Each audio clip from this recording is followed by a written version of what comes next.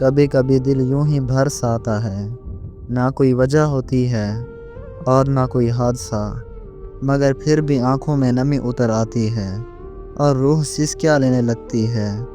تب بس دل چاہتا ہے کہ ہم ہوں اور اللہ ہو اور بس ڈھیروں باتیں ہوں، کوئی تیسری ذات وہاں موجود نہ ہو۔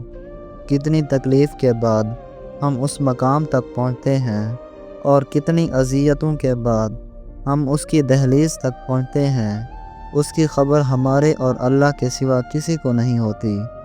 کتنی الجھنیں لے کر انسان اس کے روبرو جاتا ہے، صرف اس امید کے ساتھ کہ وہ سنبھال لے گا، معاف کر دے گا، فریاد سن لے گا۔ ہم کون ہیں، ہم کیا ہیں، یہ تو بس وہی جانتا ہے۔